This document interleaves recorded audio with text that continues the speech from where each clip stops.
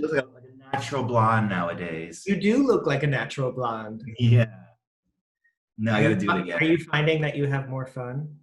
Oh my God, so much fun. Like all I do, life is a party. Yeah. Hmm. Something like that.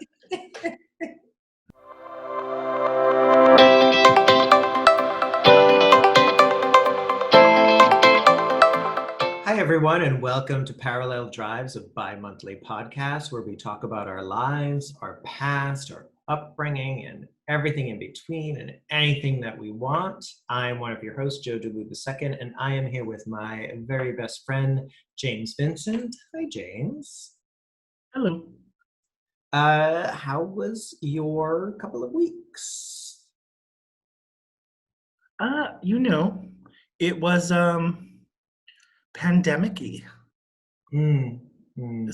It's been quite a few weeks. It's been a really I don't know. It's been super crazy, but you have to say good. I'm great.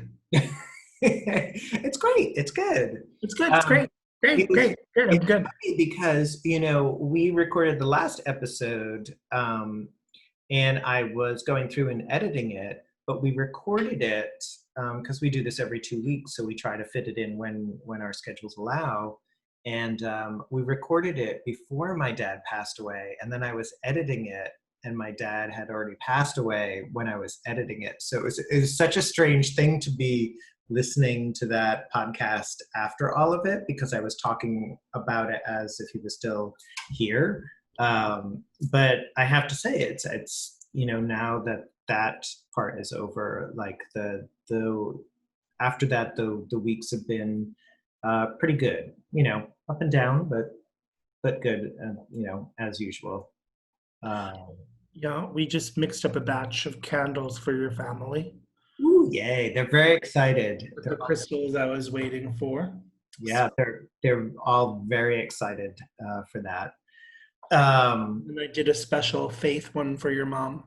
Yay! Oh, she'll love that, even though she can't smell. But hey, but her mom couldn't smell either, so I guess I don't know if it runs in the family or what. Um, but yeah, my I don't think my meme could ever smell, and then my mom, like, it eventually degraded to the point where she can't smell anymore. But she'll still love it. Um, but yeah, other than that, like, things are good. I think as a lot of us are doing in our industry, trying to figure out some things. Especially being up here, I don't think, even if the industry opens, I don't think things are going to happen here. Yeah. Talking to Daniela, who is my agent, who's on the West Coast, things are starting, but a lot of the productions don't want to travel, so they're doing things more locally. So a I lot think of that's going to be a big change. yeah, so a lot of artists, like local artists in this area who work a lot of the productions that weren't finished aren't going to come back here because they don't want to have people traveling all over the country, which is a wise decision. But unfortunately, for those of us who are here, it doesn't quite work out so well. Um, but just working on some different things, and I had an amazing meeting, a phone meeting last week with this guy who's a big real estate guy in the area. Um, a gay man who I've been wanting to meet, who I've been told about for a very long time and wanting to meet. And he lives here with his partner, and he really wants to develop the town that I live in. And that's been one of his goals. And we were connected through a mutual friend, and I told him about my idea of opening a wine shop.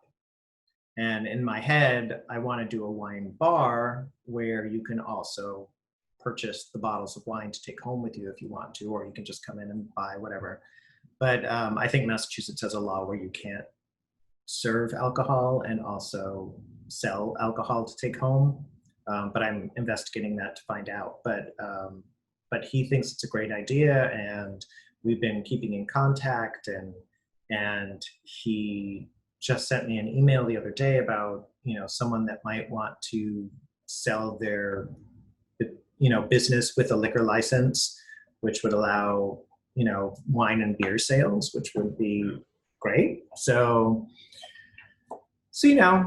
so good thing. I've seen it in other places where the businesses are connected, but two entrances, two businesses, but obviously like however they need to do it. Because I know New York, the laws have changed because of COVID, where Yeah. bars can sell their liquor. Well, yeah, even here, like, the restaurants can do drinks to go now, which they never were able to do. So, it could be some potential, but it was just nice, just trying to figure out, some alternatives and some things to do because, I don't know what the future holds for me. But, and then, because of my dad passing now, it's opened up space in my head for me to be creative again. So I've been able to paint and write and do stuff like that. So it's kind of been like a roller coaster as it's always been, but pretty good.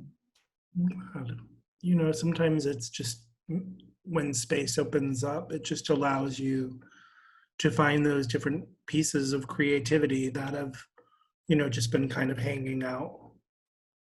And I think that's another reason why when things are not necessarily going the way that you want them to, it also for you is like a roadblock to your creativity. Yeah. Not just you, but for most people, our grief, our anger, those lower base emotions get in the way of our moving forward in so many ways. But for creatives, I think it can be so difficult, if your kind of space is so full of chaos or anger. And I think grief is such a difficult one, and uncertainty is such a difficult one that so many people are dealing with right now, especially in our industry. Yeah, definitely. And, well, not just especially in our industry, in most industries. But especially in the entertainment industry. And so many of my friends happen to be in our industries. So. Yeah. I mean, at least in California, the governor has now put it that entertainment workers are essential workers. So, they're able to go back to work and they're able to get tested and, because what are people going to do if all of a sudden they binge watch everything on Netflix and there's nothing left to watch, You're going to need something. I hope people remember that when they were locked in, it was entertainment that got them through. It was the arts, it was books, it was music, it was movies and film and television. Yeah. Well, if we know our society like we know our society, they'll remember it for a little bit and then they'll forget about it until something else happens, because it's usually the way it works. All right. So today for our Blue Plate special, we have something really fun, which I am really excited to talk about.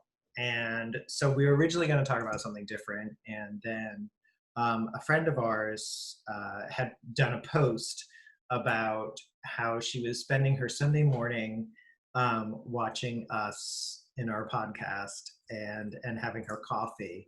And you made a comment, about the show Davy and Goliath, and it kind of sparked something in me that thought, well, why don't we talk about Saturdays, growing up as kids, and what our Saturdays entailed? Because Saturdays for us, when we were kids, was a very, very special day. I mean, yes, it was the beginning of the weekend for us, but also growing up in the 70s, you had the Saturday morning cartoons. Yeah. And it was something that you looked forward to. And every start of the season, each of the three networks would do like a special where they would like sort of preview, what Saturday morning cartoons they were going to show. Because remember, at the time, it was the 70s, so we only had three networks in VHF, which were just the regular channels that you watched. Yeah, maybe one week we'll talk about the Battle of the Network Stars. Oh, I love Battle of the Network Stars, but that's a whole other discussion. But yes, so much good TV in the 70s, and weird TV.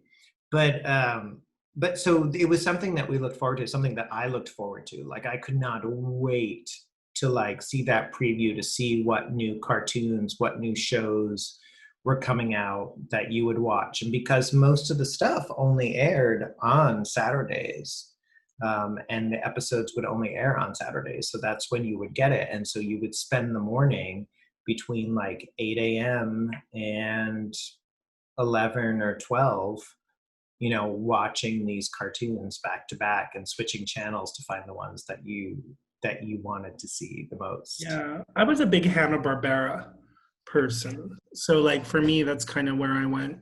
And I also like what was the Laugh Olympics? The Laugh Olympics, which was kind of like Battle of the Network Stars. And for those of you that don't know, Laugh Olympics was like this sort of, it was like an Olympics where all of these cartoon The characters. name kind of implies that, I think. Yeah. Okay, thank you. I get, but you never know. Yeah, I know. People might not understand that, but it was a competition, and it was all of the different cartoon characters from the different networks, right? Or from Yeah. the different production companies, not the different networks, but the different production companies. Was it just like the Yogi Yahoos and the Scooby Doobies and the Dirty Rottens? Dirty Rottens. Yeah, but weren't they all from different I think they were all Hanna-Barbera. Hanna-Barbera? Were they all Hanna-Barbera? But yeah, I think so. Heavens to hilarity! This is it, sports fans, participants even. Television's greatest array of stars, Laugh Olympics, presents the round-the-world triple team competition between the Yogi Yahooies, the Scooby Doobies, and the really Rottens. The players are on the field, in the stadium even, so let's get on with it! Laugh Olympics! Because, I there was just so much content, also, and if you had siblings, you had to kind of figure out who was watching what at what time. Yeah, and see, I was lucky because my next oldest brother is 6 years older than I am. So most of the time, it didn't really matter because he wasn't watching some of the stuff that I was watching, or he wasn't watching cartoons at the time that I was watching cartoons. So it made it a little bit better for me. But yeah, I used to love that. Like, and I think Hanna-Barbera is probably one of the biggest ones that showed. But also remembering things like, which I don't think was it on Saturday? Electro Woman and Dyna Girl. Yeah, those were it was like so weird because you had the cartoons, but then you had these like live action things like Electro Woman, Dyna Girl, and Shazam and Isis. Isis. Almighty Isis. Yeah, Almighty Isis. Almighty Isis. And Isis, dedicated foe of evil, defender of the weak, champion of truth and justice. And then you had like things that were a merge of like cartoons and live action, and then they would have these like Saturday morning movies that were kind of like after school specials, but on a Saturday morning. Mm-hmm. Mm-hmm. That would lead you right into your creature double feature. Yes, which was the second part of Saturdays, which would happen in the afternoon. And because we grew up in Rhode Island, and one of the UHF stations was Channel 56 from Boston. And they would have the creature double feature, which would always be two movies back to back. That would be some sort of monster movie, some sort of like weird, strange thing.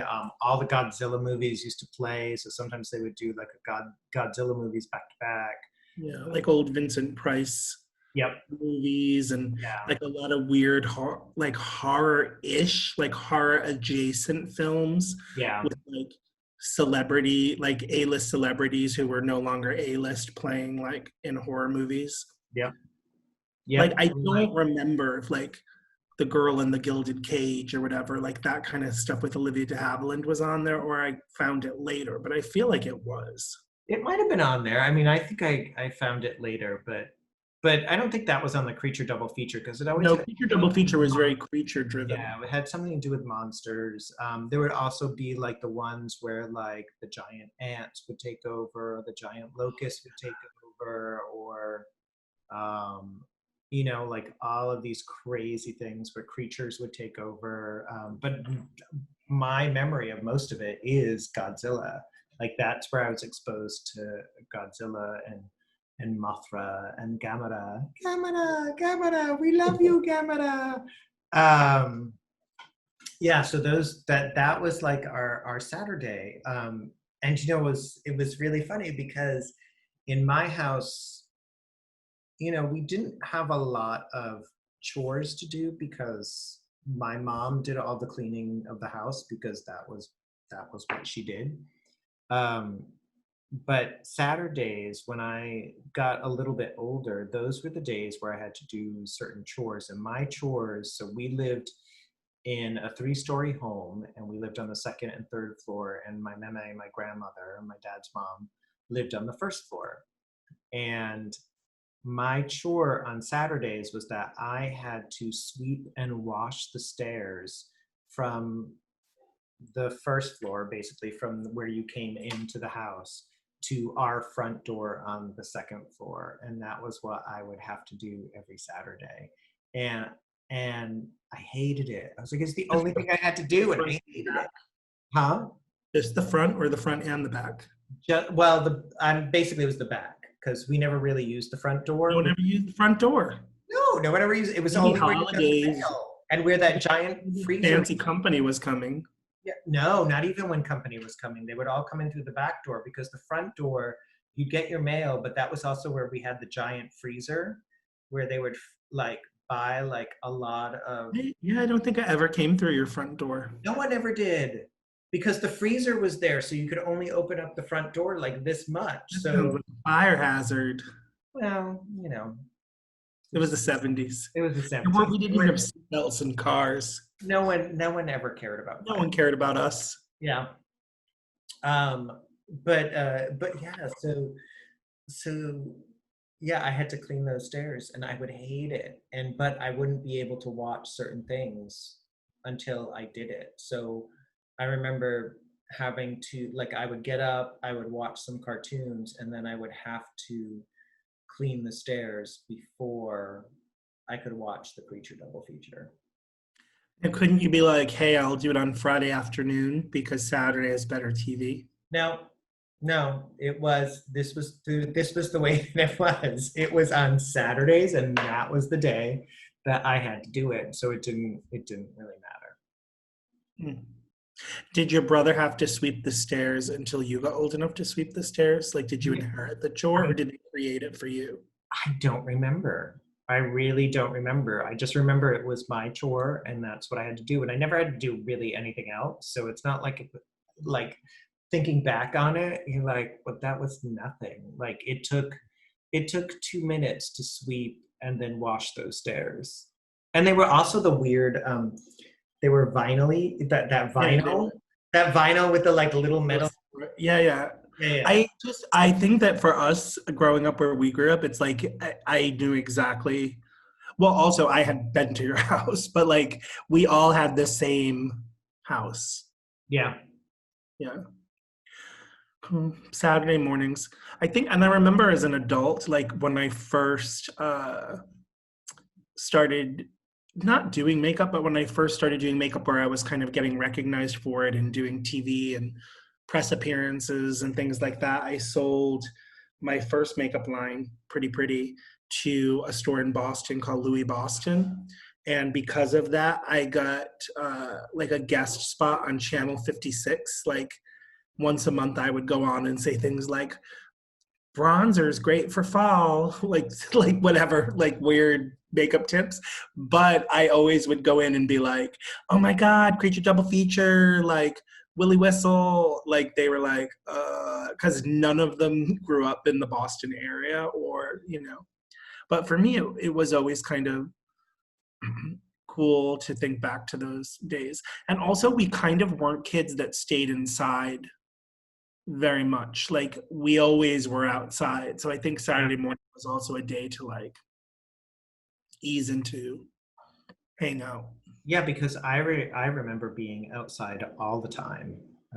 You know, whatever the weather was, even in like the dead of winter, like being outside In and the like winter, we would be outside in the winter every day. digging into the snow and making igloos in the snow and like sitting in there and like who would do that now? Who Parents would be arrested. Like, we literally would take cardboard and then walk like blocks away from our home with a group of wild children, like free range parenting. Like, we literally would like walk to a park and then slide down hills that didn't have enough snow on them or ice for us. Like, we probably were hurt all the time. And then all of a sudden, like, the windows would all open because where I grew up, it was the same. It was like 2 and 3 story houses that usually like grandparents or aunts lived on the first floor, and like, you know, and all the windows would open. People would start yelling like, Anthony, Kevin, and everybody would have to like come home. Yeah, and it's amazing to think that like you don't think that people would do that now, because we used to do the same thing. I mean, it's a suburban neighborhood, but it's not like neither of us grew up in a neighborhood that was like out in the woods or, you know, it was a suburban neighborhood. There were houses everywhere. I mean, we had trees and we had grass, but it wasn't like we had, you know, it wasn't like you could go out and, you know, play out in the woods. So, but just like hanging out. And ironically, my friends and I used to play this game called Manhunt. Oh yeah, we did. Yeah, which as a gay man is really funny that we used to play a game called Manhunt, because Manhunt is now And kick the can. Whoa. Manhunt is a, you know, gay hookup site. But where I'm on a manhunt. But it was, and funnily enough, my dating life is a lot like how I played Manhunt. Because I was the laziest and slowest kid, I would always like just get caught with anybody who was interested and just hang out in the seedy jail type area, which is very much the way I approach my dating life now. Yeah, I did not do that. I was all about the stealth. I was all about like hiding in a place and then like moving out. Like, once I figured out like people might start to look because they've looked every place else. So I was always the one that would be like, I'm moving to the place that they've already looked in, and then they'll never look back there. So I'll be fine. I would kind of cover myself with something and hope someone fell onto me. It really is my approach to dating. It is your approach to dating. You're like, please just come and find me. I'm right here. No, mine was always the opposite. I was always trying to be the last one. We did have a family that lived in the neighborhood who were a little off. But they had like a huge yard, and it was one of the best places to hide in. And I remember at one point being chased by the dad down the street, because we were like, you know, we were in everybody's yard, because at that time that's what you did. Like, you had all of your friends, you were always in everybody's yard, you were always going from one yard to the next and playing. But he had this thing where he didn't want anybody in his yard, and I remember like thinking it was someone chasing me to try and catch me. Then it was a manhunt. And no, it was just the dad, and then he threatened me. Pushed me up against a fence and threatened me to never, you know, if I came back in his yard, he was going to shoot me or something like that. Oh my God. Yeah, it was they were an interesting family from what I can remember, but yeah. I mean, I think every neighborhood had that, but the harder thing in my neighborhood was that, you know, we had such a large group of kids, and my family had a pretty big backyard. So like we would play like wiffle ball or whatever. When you played Manhunt, it would be the whole neighborhood. So we had these like secret passageways behind the garages that you could go use to get through the yards that were like of the crazy people. But the harder part for me was that my mother and father insisted that I was somehow the person that ran to the store for every old person within like a 20 block vicinity, or had to like mow their lawn or sweep or shovel for them. So I would be trying to hide, and then a window would open and it'd be like Alice from across the street, like, Jimmy, can you run and get me some milk? I would be like, I'm hiding. Because for those of you that don't know Parents are what Manhunt do-goodies. is, Manhunt is basically glorified hide and seek. Yeah. It's like hide and seek, but when you're older-ish and don't Yeah. want to call it hide and seek. When And you then think you would have a jail. So if you got caught, you would be put in the jail. And then if someone from your team, because you were on teams, like was able to go to the jail without another person from the other team being there, they could free you, and then you could go and hide again. Oh, and one time I got caught on purpose because I had such a crush on the guy who was in charge of the jail, and he was a little older, and I would like go on his paper route with him. He was like one of my first crushes. And I remember he was like one of the first people to get like hair under his arm, and I was like, whoa. Maybe edit that out. I'm not going to edit that out at all. Maybe- That's a good story. Is It is. But I think, growing up when we grew up, and all of these strange things that we did, and I just think about it now, like, could you imagine if kids played something like Manhunt now? People would call the cops on their parents. Yeah, and kids would be arrested, and like maybe even worse. You'd think it was an intruder, but back then it wasn't that way. But also imagine, like, I can't even imagine kids now looking forward to one day of programming, because everything is easily accessed, and there are so many channels, and you can watch things on demand. So we didn't have that. So we always looked forward to this one day of seeing these shows that we were just so excited to see. Yeah, and so was everyone. Like, television was such a different thing. Saturday morning was such a different thing because everyone you knew only had 3 options. So I remember like certain things like the A-Team. Like if you hadn't watched the A-Team, or this special episode of Different Strokes, or Motown 25th, where Michael Jackson moonwalked for the first time, like everybody talked about it. And adults, it was probably what was at one time called like water cooler conversation. Yeah. But kids, it was like, that was our connectivity. Like, you knew everyone in your class had watched the exact same thing. And it was a nice, I really have to say I enjoyed that immensely, but also because I have a memory for minutia and trivia. So I could do things like memorize all of the theme songs, or like memorize dialogue from a thing, or like for years, remember when we were in college and I would be like, oh yeah, you don't remember Schoolhouse Rock? And I'd sing something and then everybody would be like, oh my God, how do you remember that? But now it's all available. So all of those skills that I developed on those years are just wasted talent.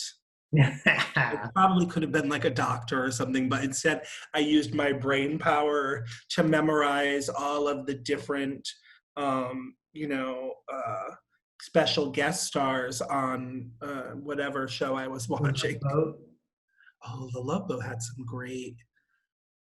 Although there was an episode of Fantasy Island, because that was kind of a treat. Like, my parents always were out playing cards at people's houses and stuff. Mhm. So like every Friday and Saturday, I would end up falling asleep on somebody's couch or on somebody's floor because my parents were up playing like, I don't know, High-Low Jack or something. And More than yeah. I would watch The Love Boat and then Fantasy Island. But there was one Fantasy Island episode that still to this day scares me. Which one? Like, I still have nightmares about it. I don't remember much about it except they open up like a like the bed has like the curtains around it. What do you call those? And there's like a creepy doll in there that has these crazy nails or something. Ooh. Yes, Yeah. that sounds vaguely familiar because that was the whole thing too. Like Fantasy Island was like a treat. Like if you got to stay up that long, because you would a lot of times it would stay up for Love Boat, but Fantasy Island would be that special treat. And yeah, then there were a lot of episodes that creeped me out as a kid. I remember. I even remember watching Saturday Night Live, like because my parents were still playing cards, you know, and I remember watching Saturday Night Live, but I think my parents also were like trusted me enough to know that I would process things like more like an adult. Like we really, like I didn't really have things, even getting older, I didn't have curfews, I didn't have like things that were censored from me. I think I'm just so anxiously responsible all the time, or I was then. I don't think I never did anything wrong. So like I probably would be like, I was definitely the kid in the room that would be like, we can't watch this, you know? Yeah. Yeah, I mean, I never did anything wrong. Hurt. My parents were still very strict just because they were very strict Catholics. But yeah, but I love that you brought up the fact of you like memorizing, Schoolhouse Rock and, theme songs and things like that, because that is the topic of our next segment. I'm glad because I really couldn't remember what the topic was. I feel like you texted me a few Oh, times. and that's so funny because I was like, wow, he's giving me. I didn't even know. I was like, you're giving me the perfect segue because I did mention something that we were going to talk about, and then thought this would be a good fit with the Saturday morning, because a lot of what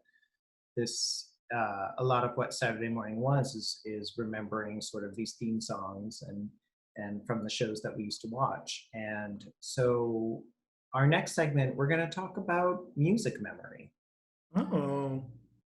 And how important music memory is to us, and maybe talk about some of the songs that represent certain things in our lives. And I think because music is such a big part of both of our lives. We both DJ'd, and I think that we use music a lot. We use music in our meditation. We use music when we're working. Like it's very rare that I'm, doing makeup or painting or doing anything where I don't have some kind of music playing, or even in my house when I'm just, in my house. Like it's rare when I don't have music. I'm constantly making playlists up, and I love that. I love creating a mood. Yeah, yeah. I will even go further and say I don't design a makeup for editorial, for a celebrity I'm working with, for a music video. Any makeup that I design, I think like, what does this person listen to? Because that tells me a lot about what makeup they wear. Yeah.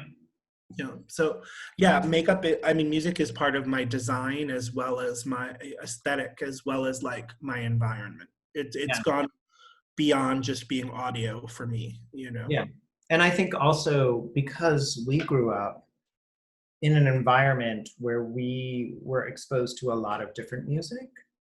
Like I think about growing up and also having older siblings, like I had my parents who listened to swing music and 1950s music, and then, an easy listening. And then I had my older sister, who listened to a little bit of country and like 70s disco music. And then my oldest brother, who listened to classic rock, which then was just rock. It wasn't classic rock, but now it's classic rock. And then my brother Steven, who listened to a lot of like club music and, pop music. And then my friends who sort of, exposed me to different types of music. And so like, it was just bringing all of this in, and it all represents different times of my life. Like I can still go back and I still remember one of my, strange because I don't remember a lot of things, but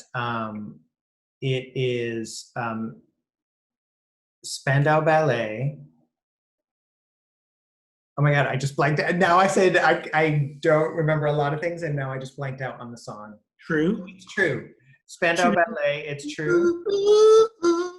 Always brings me back to going to State Line Pharmacy, I know. buying the little packets of collector cards that would have the horrible dry strip of gum in them. Oh, that gum was the worst. Yeah, but every time I hear that song, it brings me back to that place of going to State Line and buying this pack of cards, like collector cards, and trying to get the entire set with the horrible gum, which strangely I would always chew, even though it was so Ooh, you got to chew. Ooh. Chew. Yeah, and I also think like I think it's also one of the benefits of growing up in a multi-generational family, because my parents and my grandparents both, like, there was always music around. My grandparents met jitterbugging. They loved music. My parents both listened to very different music. My dad was very Motown and Stevie Wonder, and my mom was very top 40. But I'm the oldest, so I didn't have older siblings, but I did have cousins. And I remember there would be these kind of like different ways, like it was very real then. Like I remember spray painted by our college on the wall for years and years, like it said Ozzy rules, disco eats it, and it was there for like years and years. So I had some cousins that were into like disco, and some that were into like rock and roll and Kiss and like all of that stuff, and then another cousin who was really into like new wave, and like it just really influenced me in so many ways. But we were also the MTV generation.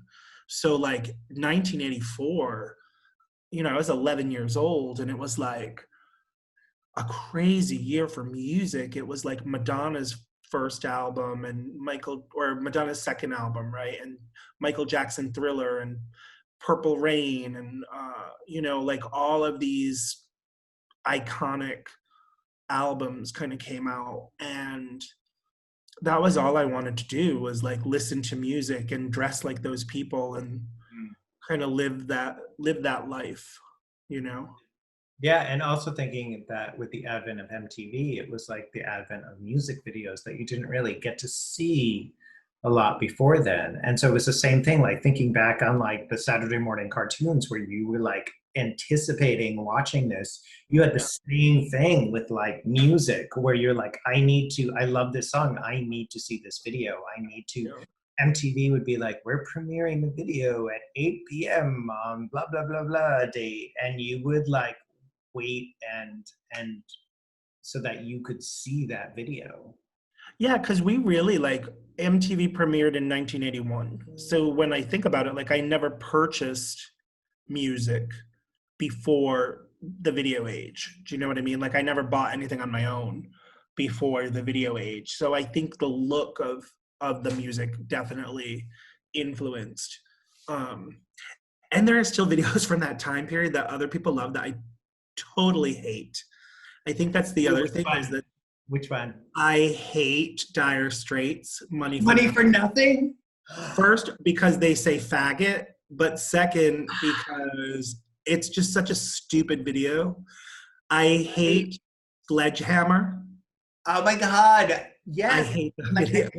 That's why we're such good friends, because we hate all of the same things. And I'm going to be honest, I really never cared for Addicted to Love. And I know that everybody loves that look. And like, I get asked to do that makeup so often, but you might as well face it. I was not addicted to that song. Like, it really did not do it for me. I'm very female driven in my music anyway. Yeah. Like, give me a Cyndi Lauper, a Madonna, like any Tina Turner. When our Tina Turner karaoke combo is one for the books, but MTV gave me a lot of opinions really early on about what music should look and feel like. Yeah, and I think that's part of why we were so inspired by music and also, went into the music industry as DJs because we were so affected by music because it was our upbringing. It wasn't just like someone's, done a song and you could stream it. It was a big event. It was a big event to have these new songs, to have these new albums, to have these new videos. And so, I remember, listening to Casey Kasem's Top 40 and having my, stereo with the cassette player on it and like, recording all the songs because at that time we weren't going out and buying albums or I was too young to be able to afford to do that anyway. So like you would just record the songs and make a mixtape. And so before every song or after every song, you would have Casey Kasem talking about the song because a lot of times he would talk over the songs and then putting on the Ritz. Putting on the Ritz. I must have had on the same mixtape, probably about like 4 or 5 times. Oh. Or the other thing that would happen was like, because I always listened to like the local station, so like 92 Pro FM, who always had to put their shit over everything. So there are still songs that when I hear them today, I hear 92 Pro FM like over the song. Or the way that they were on your mixtape that you listen to over and over again, you expect to hear the next song After. Like, I remember my gayest mixtape was like Bette Midler, The Rose, which was it was such a song for me. And I would be like, in the spring becomes the rose, prove your love, got to prove your love. Like it went right into Taylor Dayne. It was like I must have just had to press record. So it was like, and every time I hear that song, I think that. And I was thinking today, because I had such a like, oh man, like I'm gonna be honest, like I'm feeling really overwhelmed, like not just with COVID, not just with work, not just the fact that fucking senators took a break until September before figuring out how to like take care of the country. Like I just was thinking like, with all of the presidential election stuff coming up, like I probably am not intellectually or emotionally equipped to deal with the constant opinions and like false facts and false narratives and like, people on both sides just screaming stuff. And so today, I started working in silence, which I never do. And when Jeremy came in, I said, I really just need quiet. And he was like, yeah, me too. And then as I started to kind of get into my mood and I was like preparing candles. So for me, it's a very special time. And so I needed to curate it. But I listened to one of my playlists called 8-Track Gold. And it is all like 70s story songs and like things from my childhood that probably my mom listened to.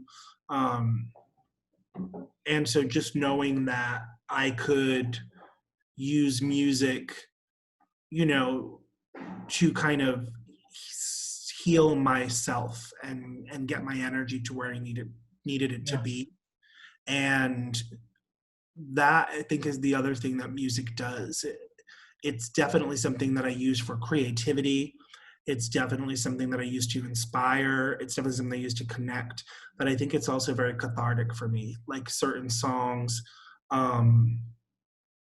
will bring out certain things. And like, so today, my song was Beth by Kiss, which reminds me of my cousin Robin babysitting me and listening to it, and her letting me like put the needle on the record, which was such a huge responsibility as a kid.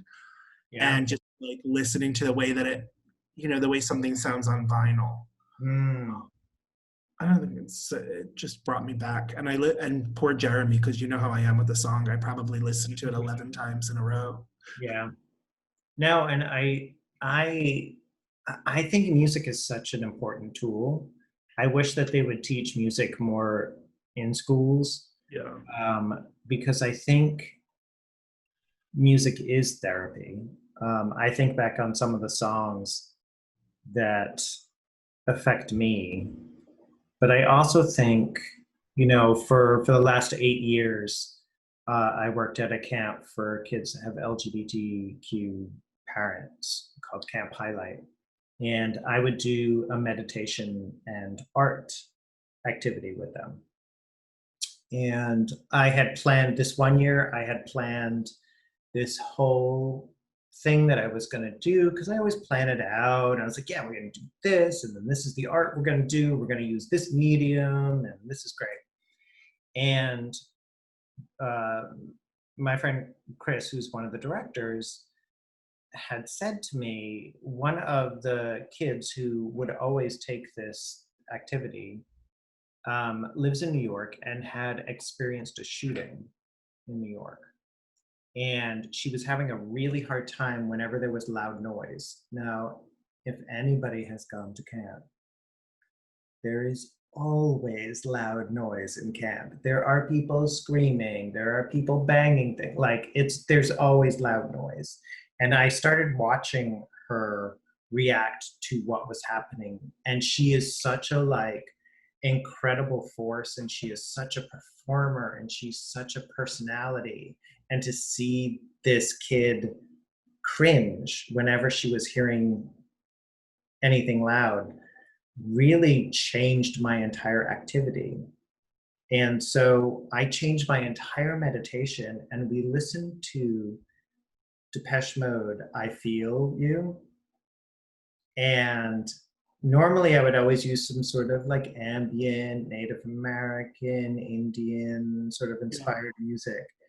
And I realized that even though there were all these other kids taking it, I needed to cater it to this one kid. And I talked about how when you're out in society and when you're out in the world, you hear all of these noises coming in, especially if you live in a city. And I was like, but what if you sort of take a moment and stop and listen to everything as a symphony, as music? So instead of it bothering you, you start to hear it as a song. And I used I Feel For You because it's not a typical song that most people would meditate to. You and I probably would, but not most people. And it really helped her. And hearing that and being able to not think the only way that I can get through this, or the only way that I can feel better is by listening to something that is calming, or something that is instrumental, or No, not me. Yeah, it was such a great thing. And I think music is such a great tool to be able to do that with. Yeah, I love that. Even in my meditation, I usually use rock and roll. Yeah, or you and I use all kinds of music. Yeah, there's nothing less relaxing for me, when I'm getting a facial or a massage and they start playing appropriated music from another culture, or whale noises, or rushing water, and then I'm I have to pee. Yeah, just some easy listening rock and roll. Give me a little Dionne Warwick, I'm good to go. Yeah. Anything from the Brill Building. Yeah, I've been using a lot of Sinead O'Connor for meditation. Yeah, I'm still trying to figure out how one day I'm going to be able to use Troy in a Mr. Drag show. I haven't figured it out yet, but I'm going to use that song in a Mr. Drag show, because I've been listening to that song a lot. And that's one of my any emotion I'm feeling that's a little bit harder or heavier. I think the reason that I was reintroduced to it, because I had totally forgotten about it, was because of one of your Mindful Actions. Yeah, Mindful Action series. You used it in that, and I was like, oh, I forgot about this song. And I've been listening to it a bunch. When you think back, and when you think on a song that no matter when you hear it, always brings you back to a certain place or to a certain person, what song do you think that would be? Oh my God, I have so many. But the one that stands out the most, because I know there's a lot. We always have songs that remind us of people, but like something that is always very, very strong. No matter when you hear it, it always brings you to a place. As a child, like something that brings me to earlier childhood, I remember my grandparents would always have friends over and play cards and stuff and dancing and singing to like Connie Francis. So anytime I hear like Connie Francis, which like you really don't hear a lot of lately, Not anymore. where like that brings me back. And my grandfather always used to sing the Andrews Sisters to my grandmother. Like that was kind of their band. So those sounds bring me back to like earlier childhood where I'm like, okay, this is like a moment. I would say probably one of the most powerful songs was My First Kiss. Was like, I was like 12 or 13 with a girl, Kristen. And I remember it was her 13th birthday party and I had just had chicken pox, so I hadn't been in school. And so her birthday party was like my first okay to go out. And my cousin Gina stole some cologne from Caldor for me to wear because it was like a party and I knew like that I liked this girl or whatever. And I could only afford to get like her a gift and like clothes to wear. So my cousin stole me some like Pierre Cardin and then I danced to Crazy for You. And it was like my first like romantic dance, but I do not hear that song without even remembering like the smell of the cologne, the awkwardness of like dancing as a 13-year-old, like remembering that I had chicken pox scars. Yeah. Yeah. What about you? Funny that you mentioned Crazy for You, because that I have a very specific memory of Crazy for You, because it was also when it was a girl that I was attracted to, and at a dance got to like dance with her and was so like nervous and just didn't know how to deal with those emotions or those hormones that were coming up. But I have to say the one song that always is like has such a huge effect on me, no matter when I hear it, is Kenny Rogers Through the Years. Oh. Because when my meme Greslin, my mom's mom, turned, I believe it was 80. This is where my memory is going to fail me, and I'm sure my siblings will tell me when this is, but 75 or 80, we had this huge birthday party for her. And at this birthday party at La Foyer Club, which also was where we had my dad's post. Yeah, I love that. You're like, well, because my dad was a member of the La Foyer Club. My niece Jen worked at the La Foyer Club. Like my uncle Bob goes there used to go there all the time. Like it's part of the family. And so we had it there, and they played Through the Years. And what they did was they had all of the great-grandchildren, all of the grandchildren, and all of the children come, and each different group had a different type of flower for her. And so while they were playing that, each of them would come up and give her a flower. And so by the time it was done, she had this huge bouquet of all of these different flowers. And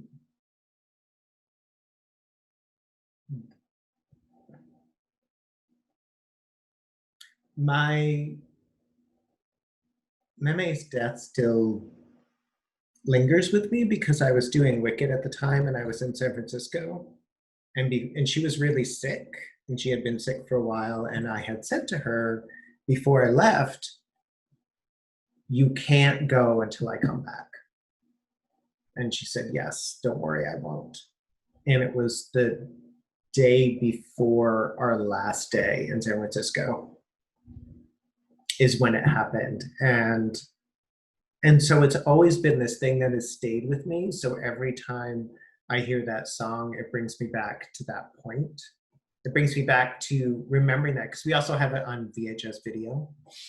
Or someone had it at some point. I'm not sure if we still have it, but so I always see that in my head, and I always remember that time, and always remembering what I had said to her before I left, and not being able to see her, although she went when no one was around. So,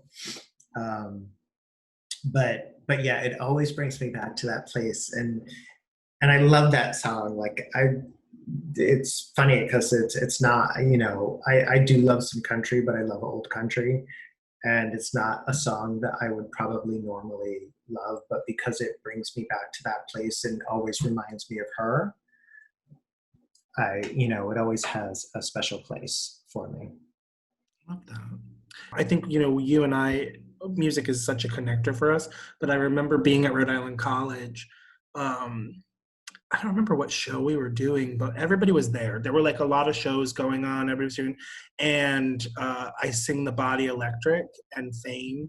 And we were all like, every show, like there was a show in the small theater and on the big stage, and we were all there, and everyone was like singing and dancing. And no, I remember this memory. This is one of the few that I remember, because we were doing something in the small theater in the Black Box, and there was something going on. Necklace, right? Or was that your play? No, I think we might have been doing my play, because we were there all the time. Yeah. So it probably was my play, because I was there too. So yeah, and we were working really late, because remember, one of my actors like slipped and fell and hit his head, and like sort of went unconscious for a while. Don't you remember the one girl going, Laurent, can you hear me? What's Laurent? Oh, we'll have to tag Laurent when we. I just saw him when he was slapping him on the face, going, Laurent, what's your name? What's your name, Laurent? And so we thought, I thought that I was going to have to be in the show, because we couldn't find someone to replace him, and he eventually ended up being fine. But so we were having these really late nights of like working, and we ended up playing Fame and went into the big theater, the main theater, and like doing like dancing across the stage and doing like leaps across the stage. So because I was really sick during the play too. Yeah. I ended up in the hospital, and you were threatened to replace me. And I had some weird viral thing that they at the time said was like chronic fatigue syndrome. I was like 18, but like I couldn't open my mouth, or it was like a kind of palsy thing. Yep. And you were like, oh, we have this person that can play your part. And I was like, thank you for understanding. And I hung up my mom's like wall phone, and I was like, if I can walk, crawl, or roll, I will play that part. And I was there, so it all worked out. And then the other one that I think is so powerful, and I might have talked about this before, is that I was in Provincetown at Halloween. Did I tell this story? And I was by myself at I Am What I Am. Yeah. And that one is probably for me right now. Like that's probably the most recent. I mean, I have so many songs that are connected to so many memories and so many people, but things that really move me to like sensory moments where it's like almost like a deja vu in reverse, like where I remember every moment of that interaction. Yeah, and the taste, what I was eating, drinking, whatever. And since, because that was for our Pride podcast, and since you mentioned that, that song has had a huge effect on me as well. Where now, when I listen to it, I think of that, and after that's when I decided to do the Mr. Drag Quarantini Pride special. And sing that song with all of my different characters. Like that's what inspired that was So from good. that. And I have it on a playlist now that I made, and it always makes me think of that. So I think that like music is such an important thing, and we could go on and on with this forever and talk about all of these different songs that you know make us remember people in our lives, moments in our lives. But I think it's really important for us to acknowledge that, and to acknowledge how important music is and how it can affect us, and how Definitely. it can change our mood, you know, and change how you are. And you know, I was always one for, when I was depressed, I would listen to like old R&B music because it would depress me even more. Oh, Misty Blue. Do you Uh, know Dorothy Moore? Misty Blue is one of my songs that when I'm sad and I want to be more sad, yeah. I listen to Misty Blue. But I love that we listen to songs that will make us more sad. But sometimes you need that. Sometimes you need to go into that deep place. Laura Nero, Gonna Take a Miracle. Oh, makes Oh, guess. I do. I love that. I love that. But speaking of things that are making us sad, let's talk about things that are bringing us joy. Okay. So we're going to end the podcast this time with something that is bringing us joy. So what is bringing us joy for the last 2 weeks? I'll start. And, you know, sometimes the smallest things can bring us joy. And sometimes the things that you think are the most inessential things can bring us joy. So you recommended one time for in this section, Padma Lakshmi's Taste of the Nation. Oh, so good. So I have been watching that and I love it. And I have been really like trying not to binge watch it. I'm really trying to like have it be something special that I watch at a certain time. And because, you know, I love all kinds of food, and especially food from other countries, you know, and so it's been really amazing to watch it, to listen to the stories. But I was watching the special that had to do with the Chinese food. And I was watching these chefs and these people use a cleaver. And I thought, that kind of looks amazing. I'm going to buy myself a cleaver. I haven't bought anything in a long time because I don't really have money, but I'm going to buy myself a cleaver. Can I tell you this? Was it June Cleaver? It was not a June cleaver. It was not beaver cleaver. It is this amazing cleaver. I love it. You know, I love to cook, so I've been cooking a lot, obviously. And it is incredible. It has brought me so much fun and so much joy. It also cut my finger a couple times, but it's very sharp. And it's also very big, so it's getting used to cutting with it. But I have to say, like, sometimes it's just those really simple things that make you very happy. And every time I use it, it just makes me very happy. So my moment of joy is buying this cleaver and using this cleaver. I love that. I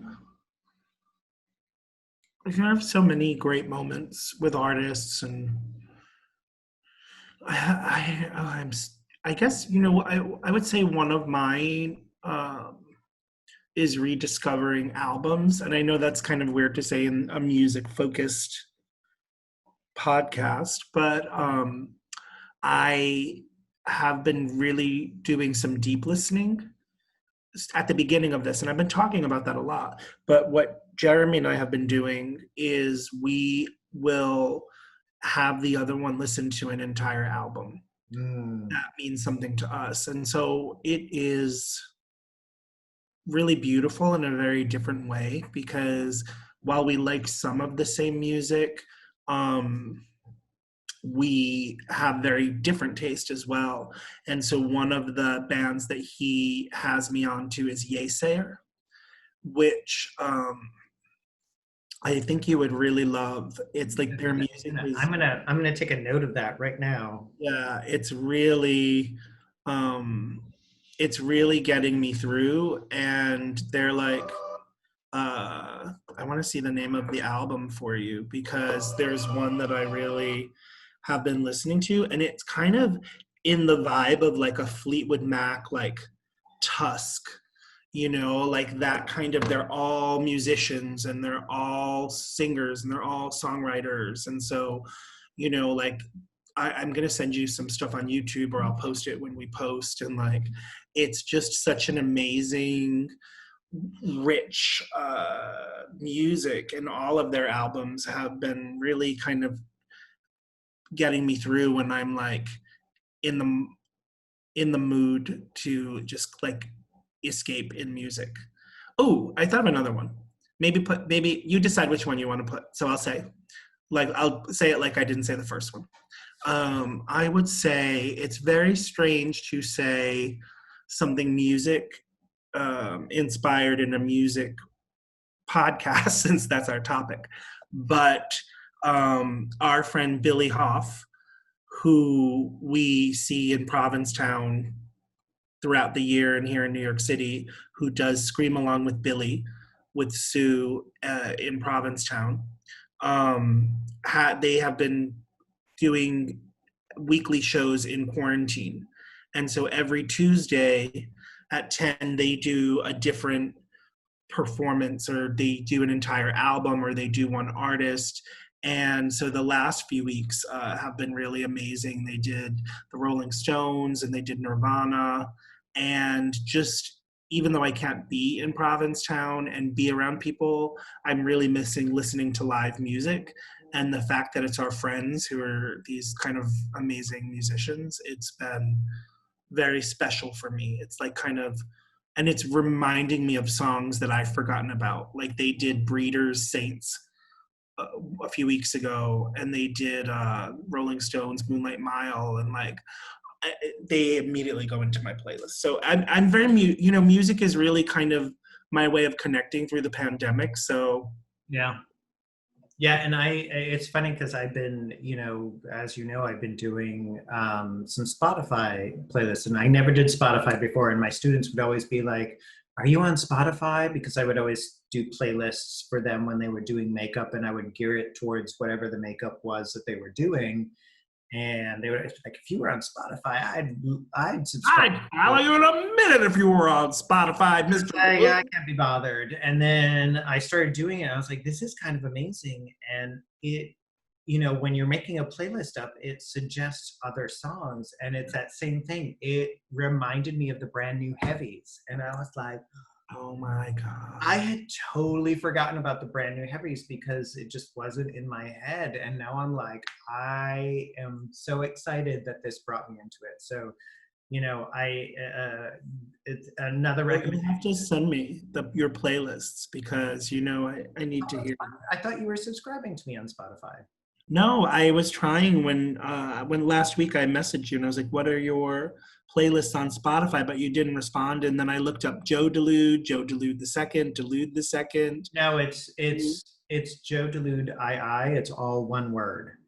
Oh, I think I was probably doing 3 words. Yeah, I realized that. It's all one word. And so I've started putting up more of my playlists. I've taken some of the playlists that I didn't have on Spotify, and I'm starting to like put them on Spotify and develop them and make them into even more, because I'm like, this is amazing. Like, to be able to put a song in, and then they give you a huge list of recommendations where like I'm finding all of this music that I'm like, I love that. Wow, these are people that I would never even heard of, that I love this music. So yeah, so definitely do it. And it doesn't cost me anything because I did the cheap Spotify where you don't have to pay. My favorite Spotify playlist right now is Amber Martin's Amber Waves of Yacht. And it's like a yacht rock playlist that is so good. Oh, I think I've seen that. Yeah. I do love it. So on that note, thank you, everyone. I do want to just address the fact that these candles, I feel like... Are we still talking about these figure candles from last time? They keep moving. I swear I keep moving my computer so that they weren't looking at me, and they've been over my shoulder just peering at me the whole time. I swear I moved the whole computer. And every week they just move themselves. Well, is the pink one for love? Because if the pink one's for love, like light it for me and do a little spell for me because Oh, I okay. companion. It's for love and self-love and friendship. Yeah. I need a little, although we're in a pandemic. Although I did just get tested yesterday and it came back negative. So, woo for me. But yeah, so on that note, we're going to end this podcast. So thank you all for joining us this week. You can find us on my YouTube channel, Joe Delude II. You can follow us on any place that you follow a podcast, Buzzsprout, iTunes, Spotify, iHeartRadio, any of those places, and soon to probably be on Amazon Music too, I think, because Buzzsprout is now doing a thing with Amazon. You do get around, Joe Delude. Well, sometimes I get around, not recently. But anyway, thank you, James. This has been really great. It's always good to see you. It's good to see you. I love you. I love you too. And I can't wait. I guess I have to think of the topic for next week. Yeah, well, those candles keep moving. The candles keep moving. That's the topic. It'll be the topic for next week. It'll be like strange 70s cult horror movies will be our Blue Plate special. It will be the one with Karen Black, Trilogy of Terror, where the little doll follows her around. Oh, there are so many with Karen Black. But yeah, so thank you for joining us, and we will see you in another 2 weeks. Catch you on the flip side.